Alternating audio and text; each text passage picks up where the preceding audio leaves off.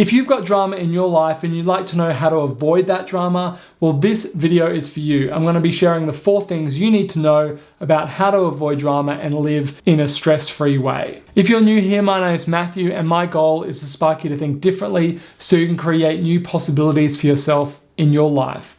And I believe in long-term improvement over quick fixes. So let's get right into it. The first thing you need to do is to not engage at all. I had to practice this morning because a Facebook post came up and I totally disagreed with what they were saying, and I totally wanted to have a go at them, and I wanted to say my piece and why I'm right and all that stuff.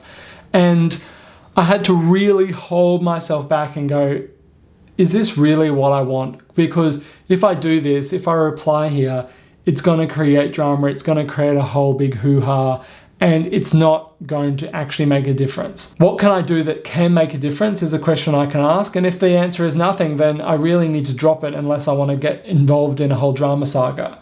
So when you're thinking about whether you want to reply to that Facebook post or whether you want to tell that friend your thoughts on what they're doing or something like that, the question to ask yourself is this worth it? Do you really want this in your life right now? And if the answer is yes, then go for it. But at least in the case of the Facebook example I mentioned this morning, I didn't want to engage and it wasn't worth my energy to do that. So don't engage.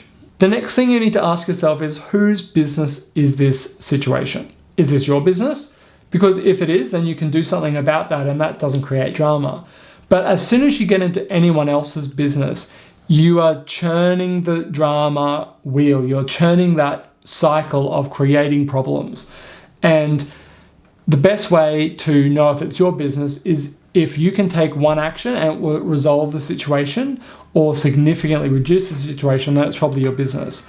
Otherwise, it's not, and you should just stay out of it, is the general advice that I give myself. The third thing you can do is to create a time buffer. And the point of a time buffer is that when you're all caught up in your thoughts or your anxiety, your feelings about a particular situation, like I was with the Facebook thing, one of the things that can work is to write that angry email or write that angry post or whatever it is and leave it for 24 hours or leave it for 48 hours. And after that time, go, is it worth getting involved here for what you're going to talk about? Is it really worth it? And the same thing can go with a friend. If a friend asks you for your opinion on something and you know that giving an opinion will be contentious, you can ask for time to consider it. And maybe 72 hours is the time you need to properly consider it. Normally, at least in drama situations, by the end of 72 hours, the drama's completely gone anyway. If it isn't, then you can consider, do you actually want to be involved? So giving yourself a time buffer can be really helpful. And the final 4th one is probably the hardest. And it's about being honest with the people in your life about your lack of want to get involved in drama. So this is saying to them things like, I really see you want me to be involved in this or want me to give my opinion or want me to engage in this situation, but it's just not something I'm able to do right now. I've got other priorities I'm focusing on, and just getting involved in this situation I don't think is going to benefit me right now. And that type of honest communication can be really valuable and really helpful, and I really recommend that.